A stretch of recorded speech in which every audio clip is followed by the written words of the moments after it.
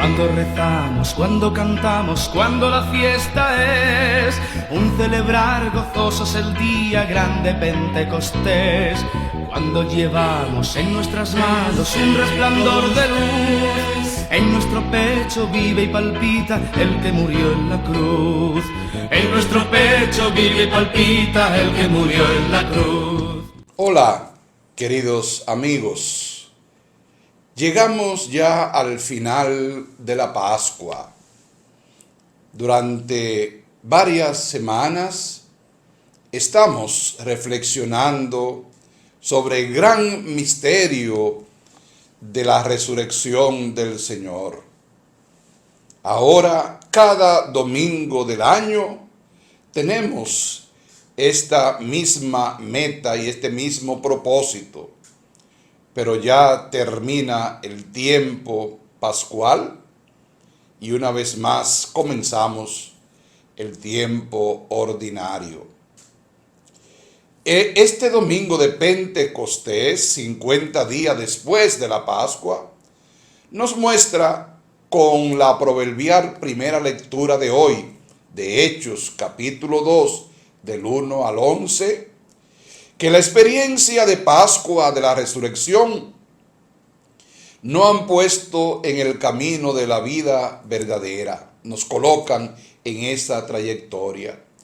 Pero esa vida es para llevarla al mundo, para transformar la historia, para fecundar a la humanidad en una nueva experiencia de unidad, no uniformidad, unidad de razas, de lengua, naciones y culturas.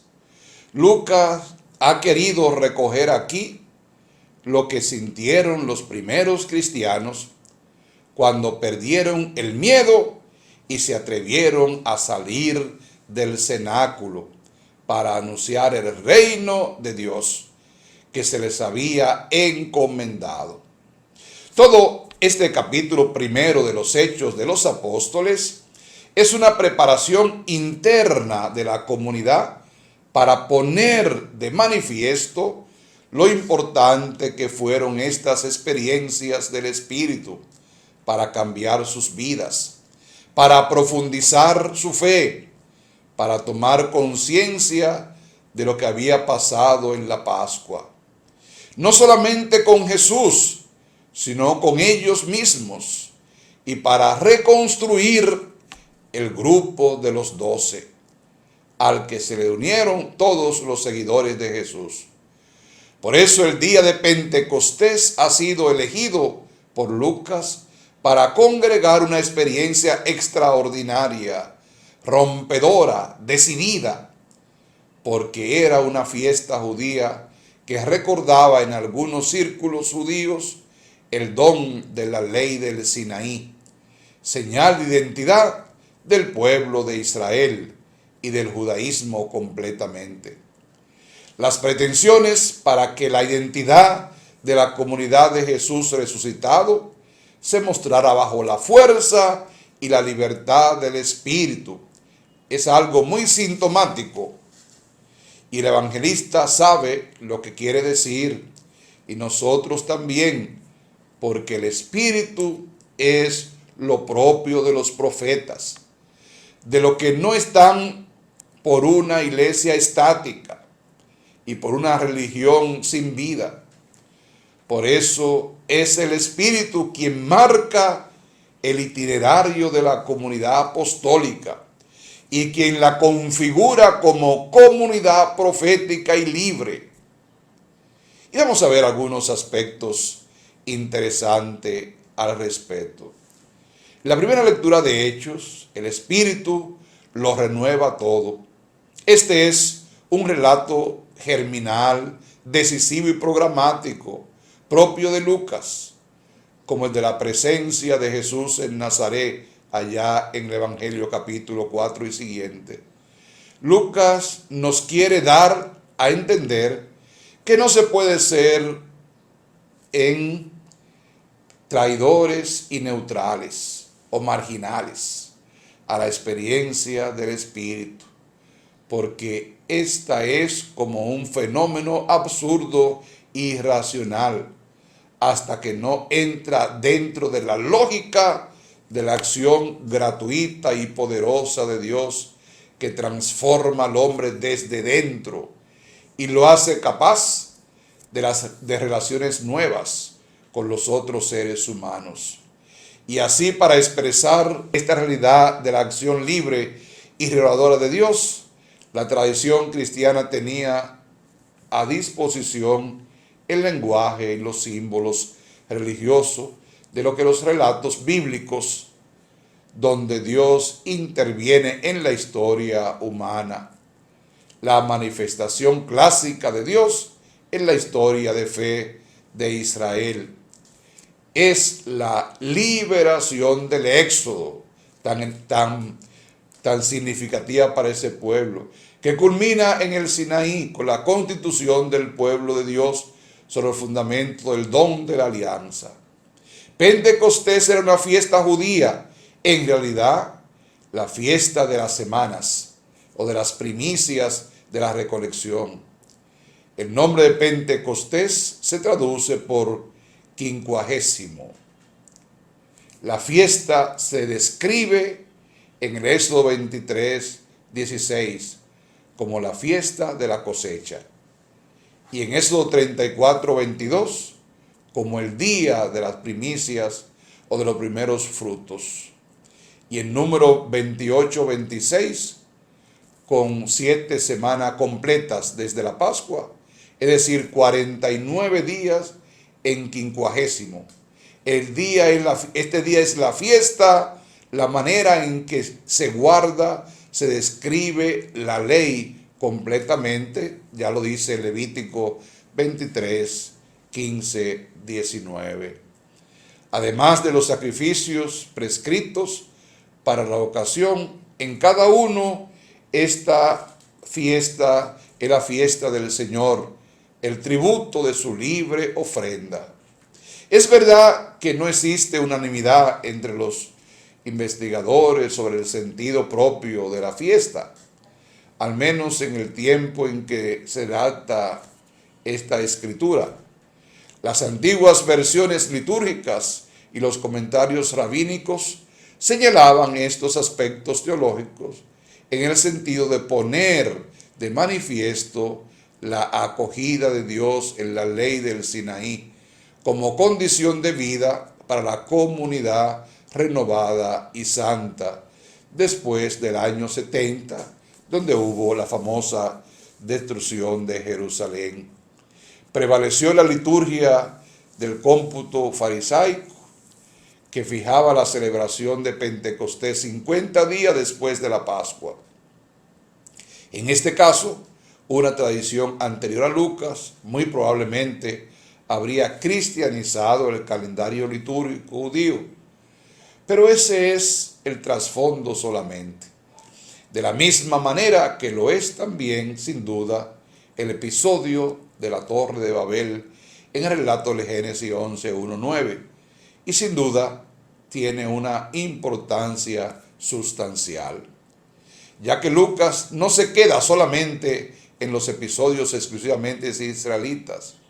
Algo muy parecido podemos ver en la genealogía de Lucas 3, 1 y siguiente, en que se remonta hasta Adán, más allá de Abraham y Moisés, para mostrar que si bien la iglesia es el nuevo Israel, es algo más que eso.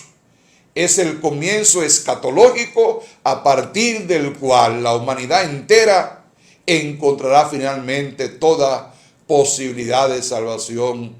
De hecho, tiene muchas posibilidades teológicas en el reclamo y en el trasfondo del Génesis 11, 1, 9 sobre la Torre de Babel, porque Babilonia ha sido para el pueblo bíblico el prototipo de la idolatría, del poder contaminante y tirano.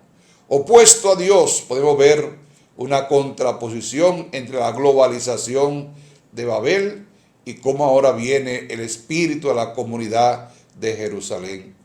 Ahora ya no para conquistar a los pueblos, sino para mostrar cómo Dios se incultura en todas las razas y lenguas por medio de su Espíritu. El Evangelio no tiene cultura. Cada uno lo entiende en su propia cultura, en su propio ser, incluso en su propia religión, pudiéramos decir. Por eso mismo, no es una ley nueva lo que se recibe en el día de Pentecostés, sino el don del Espíritu de Dios y el Espíritu del Señor resucitado. Es un cambio sustancial y decisivo, y es un don incomparable. El nuevo Israel y la nueva humanidad, la iglesia, pues serán conducidos no por la ley que ya ha mostrado todas sus limitaciones en el viejo Israel, sino por el mismo Espíritu de Dios, el Espíritu del único que hace posible todos los hombres. No solo los israelitas entren a formar parte del nuevo pueblo. Por eso en el caso de la familia de Cornelio, Hechos 10, que se ha considerado como un segundo Pentecostés entre los paganos, veremos al Espíritu adelantarse a la misma decisión de Pedro y de lo que le acompañan, quien todavía no había podido liberarse de sus concepciones judías y nacionalistas. Lo que Lucas quiere subrayar, entre otras cosas, es la universalidad que caracteriza el tiempo del Espíritu y la habilitación profética del nuevo pueblo de Israel. Así se explica la intencionalidad, sin duda, del redactor, de transformar el relato primitivo de un milagro de glosolalia, hablar lenguas diferentes, para entendernos, en un milagro de profecía, en cuanto todos los oyentes de toda la humanidad representada en Jerusalén entendían hablar de las maravillas de Dios en su propia lengua. Es don del Espíritu en Pentecostés. Es un fenómeno profético por el que todos luchan como sin interpretar al alcance de todos la acción del fenómeno del idioma, sino que esto acontece en el corazón de los hombres, de adentro para afuera. El relato de Pentecostés que hoy leemos en la primera lectura es un conjunto que abarca muchas experiencias, a la vez no solamente de un día, esta fiesta de la iglesia que nace en la Pascua de su Señor, es como su bautismo de fuego, porque ¿de qué vale ser bautizado si no se confiesa ante el mundo el nombre de quien hemos sido bautizados y el sentido de nuestra vida? Por eso, el día de la fiesta de Pentecostés, en el que se conmemora el don de la ley del Sinaí como garantía de la alianza de Dios con su pueblo, se nos describe que en el seno de la comunidad de los discípulos del Señor se operó un cambio definitivo por medio del Espíritu. De esa manera, se quiere significar que desde ahora Dios conducirá a su pueblo, un pueblo nuevo, la iglesia, por medio del Espíritu, y ya no más por la ley. Desde esa perspectiva se le quiere dar una nueva idea, una nueva meta de profecía a ese pueblo que dejará de ser nacionalista, cerrado, exclusivo. La iglesia debe ser y estar abiertas a todos los hombres de todas las razas y culturas, porque nadie puede estar excluido de la salvación de Dios. De ahí que se quiera significar todo ello con el don de lenguas, o mejor, que todos los seres humanos entiendan ese proyecto salvífico de Dios en su propia lengua y en su propia cultura. Esto es lo que pone fin a la Torre de Babel, en que cada hombre y cada equipo se fue por su camino, para independizarse de Dios, para hacer sus propios proyectos y no para ser el único proyecto de salvación divina. Eso es lo que lleva a cabo el Espíritu Santo, la unificación en la diversidad, en lo armonioso de la humanidad, en un mismo proyecto salvífico divino.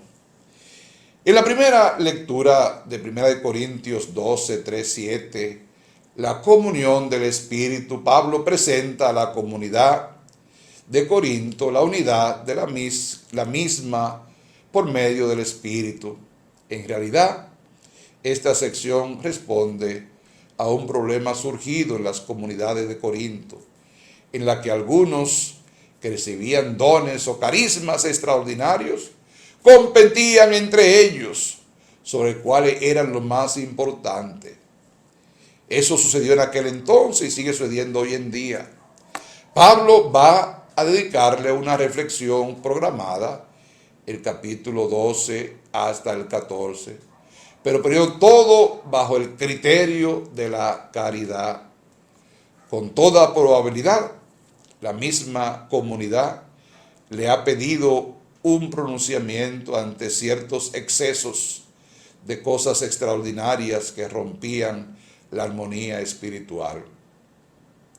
La diversidad de gracias y de dones comunitarios no deben romper la unidad de la comunidad, porque todos necesitamos tener algo fundamental, sin la cual no se es nada: el Espíritu del Señor Jesús para confesar nuestra fe. Sin el Espíritu no somos cristianos, aunque creamos tener gracias extraordinarias y hablemos lengua que nadie entienda. La diversidad, pues, recibe su identidad propia en el Espíritu. Primeramente, así es como se constituye la primera parte de texto hablado sobre la diáresis de los dones extraordinarios del ministerio y funciones, pero un mismo Espíritu, un mismo Señor y un mismo Dios. No se trata de una construcción estética de Pablo, aunque con razón algunos han hablado de la catedral comunitaria en la que la polifonía teológica de todo lo que hace que la comunidad cristiana tenga vida, identidad. Los dones espirituales, los carismas de ayer, de hoy y de siempre, no son algo solamente estéticos. Pero bien, es verdad que si no se viven con la fuerza y el calor del Espíritu, no llevarán la comunión, y una comunidad sin unidad de comunión es una comunidad sin Espíritu del Señor. Así se hace el cuerpo del Señor desde la unidad en la pluralidad. Eso es lo que sucede en nuestro propio cuerpo, pluralidad en la unidad. ¿Quién garantiza esa unidad? Desde luego que es el Espíritu del Señor. Y Juan también nos reitera la paz y el gozo, fruto del Espíritu. El Evangelio que hoy Juan nos proclama nos viene a decir que desde el mismo día en que Jesús resucitó de entre los muertos, su comunicación con los discípulos se realizó por medio del Espíritu. El Espíritu que insufló en ellos les otorga discernimiento, alegría y poder para perdonar los pecados y todos los hombres llevarlo a Dios. Pentecostés es como la representación decisiva y programática de cómo la iglesia, nacida en la Pascua, tiene que abrirse a todos los hombres.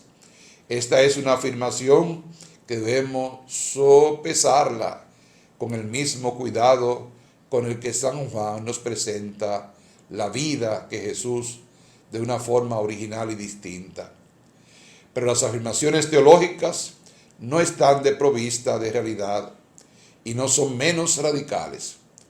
La verdad es que el Espíritu del Señor estuvo presente en toda la Pascua y fue el auténtico artífice de la iglesia primitiva, desde el primer día en que Jesús ya no estaba históricamente con ellos, pero sí estaba con ellos por medio del Espíritu que como resucitado le había dado. Igual que comenzamos la reflexión de la semana pasada, el miedo es un mal consejero. Tiene la capacidad de encerrar el corazón humano, quitándole toda esperanza y toda ilusión. Cuando lo deja avanzar y se adopta como forma de vida, tiene un poder que quiebra toda convicción. Los 11 se replegaron sobre sí mismos en el miedo con las puertas cerradas. Unas puertas que se cerraron desde adentro, por miedo, por temor, por incapacidad. Pero una cosa es el miedo provocado cuando las puertas se cierran desde fuera y otra cosa cuando se cierran desde dentro. El primero es el que experimenta un esclavo al que le han cerrado las puertas de la libertad. El segundo es el que experimenta quien ha sufrido un gran dolor que ha herido existencialmente el corazón.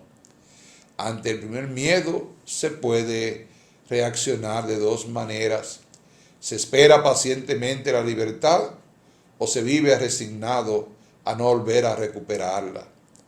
Ante el segundo miedo también se puede reaccionar de dos formas.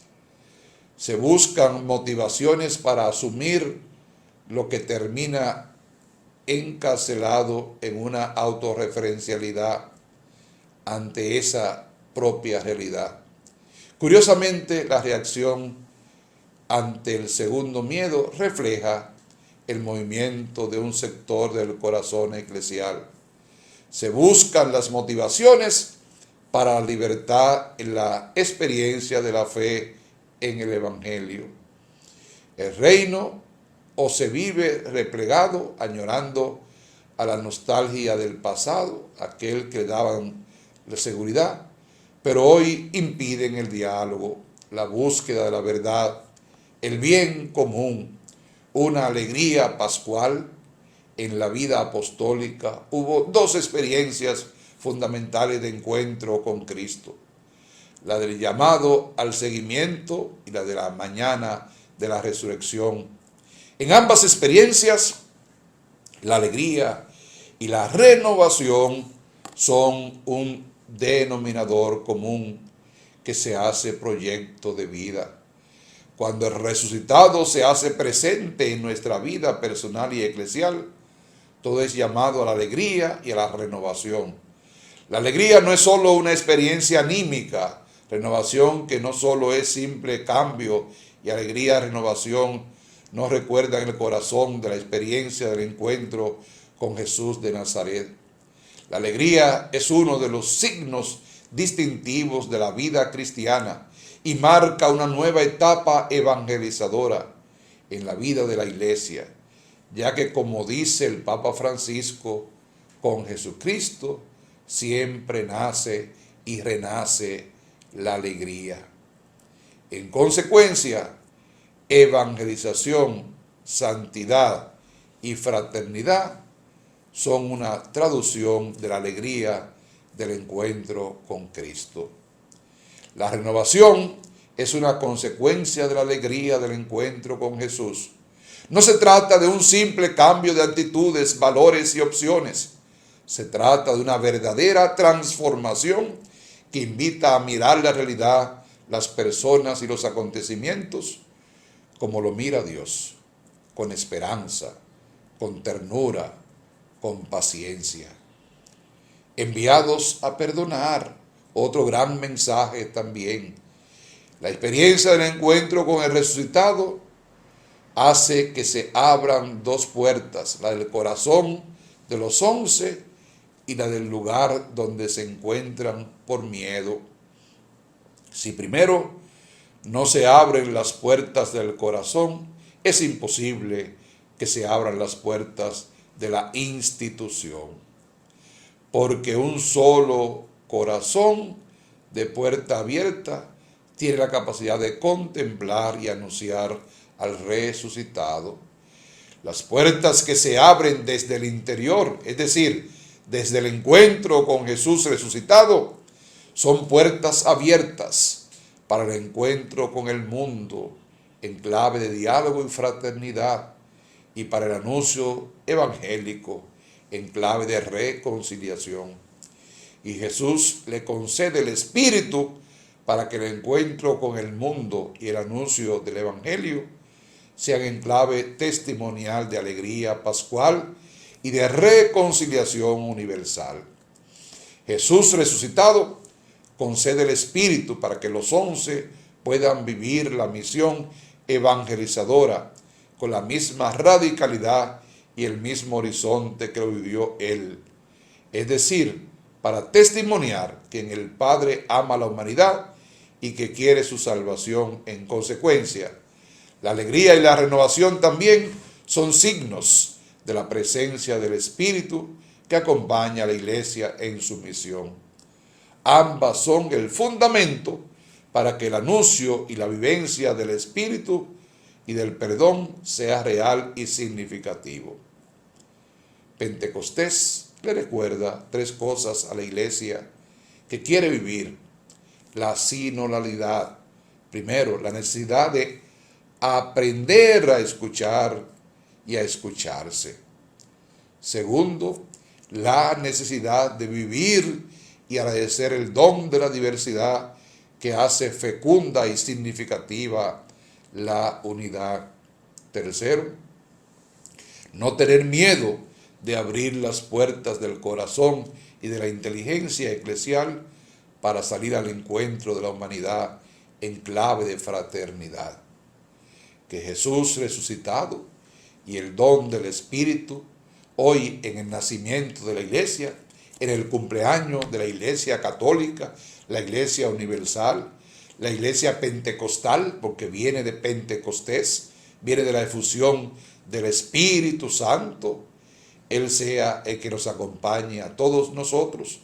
Y así como en cada sacramento, pero particularmente en el sacramento de la confirmación, recibimos el don del Espíritu Santo, que Él nos haga discípulos y misioneros.